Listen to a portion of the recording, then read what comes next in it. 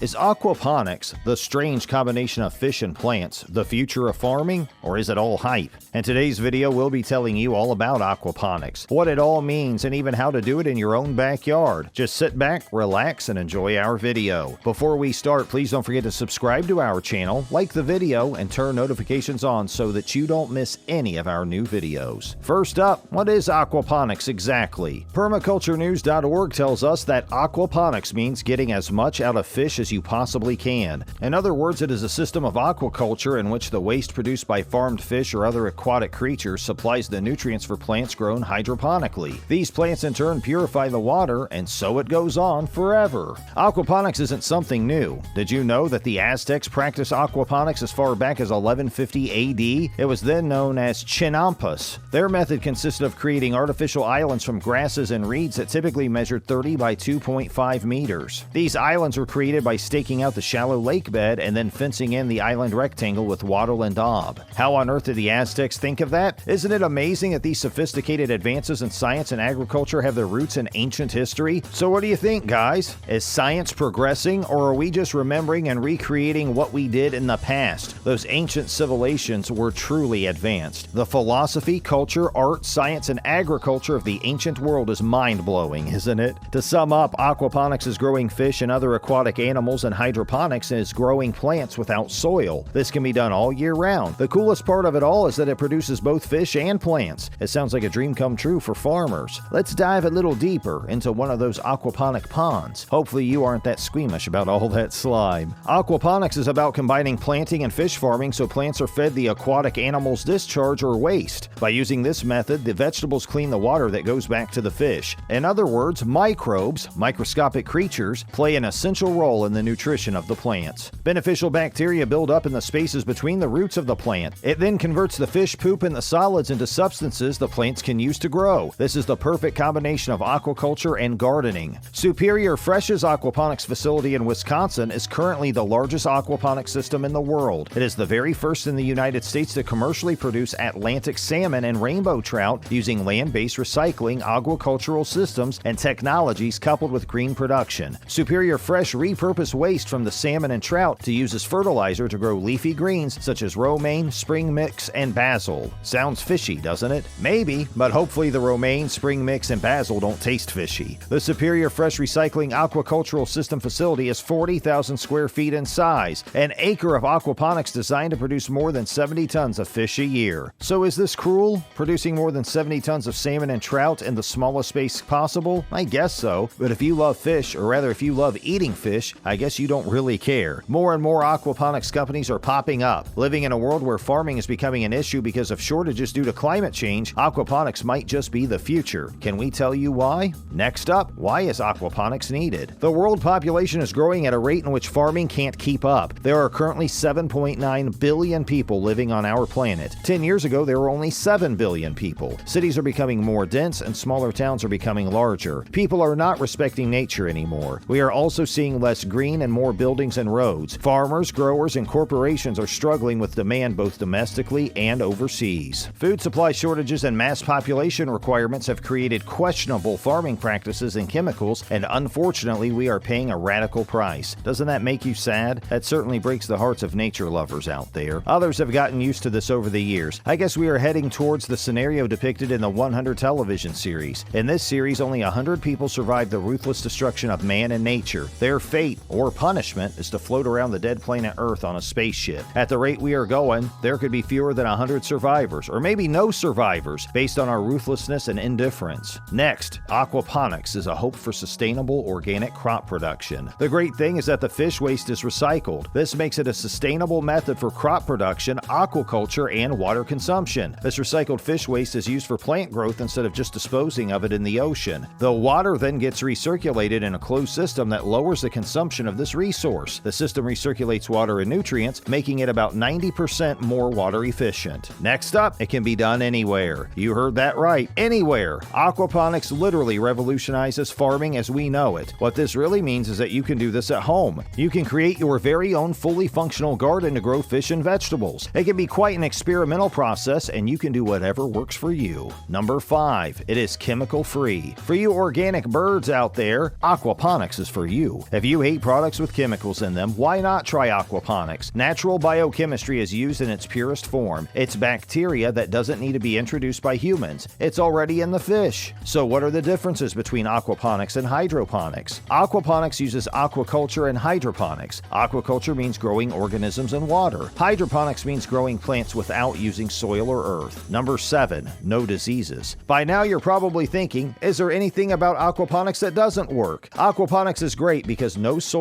is used. There is no opportunity for diseases to grow, so the fish are free of disease. The fish that are grown are free from pollution, unlike the fish that are sourced from the sea. The sea is so polluted that artificial ponds are more natural than the sea itself. Next, what can you grow with aquaponics? There's a wide selection of vegetables that you can grow. Some ideas to get you started include lettuce, kale, decorative flowers, watercress, herbs, mint, herbs, leeks, spring onions, radishes, and spinach. Doesn't that sound delicious and nutritious? I'm sure Popeye would jump with joy to see so much spinach. Number 9, the disadvantages of aquaponics. So we've told you all the amazing things about aquaponics, but now it's time to talk about the disadvantages. Surely aquaponics almost sounds too good to be true. In fact, there are a few disadvantages to consider before you fully commit yourself to it. That being said, let's take a look. One of the biggest problems with aquaponics is that it costs a lot of money to set up and maintain. One obvious disadvantage of the method is that it entails financial costs to set up compared to traditional farming. The costs are largely dependent on the size of the aquaponic tank. Even a small countertop unit can cost hundreds of dollars, and a larger backyard setup can easily cost thousands. The slabs range from $100 to $300. The insulated walls of the greenhouse cost between $250 and $350. The fish tank alone costs $150. The pipe and fittings cost $100. The lumber costs up to $1,200. The costs mount up, don't they? Complicated, isn't it? Yes, because you have to closely monitor both the fish and the plants. If there are alterations in the living conditions of the fish, they may not be able to survive, and it could have detrimental effects on the plants as well. The plants may also run the risk of developing pathogens and diseases. 11. Not all plants and fish can be grown in aquaponics. Tuberous plants and root crops, like potatoes and turnips, can't be grown through the aquaponic system because these crops need soil to thrive. Large crops, such as berries, are hard to cultivate because large crops require more nutrients and water. Bass and perch are not recommended either.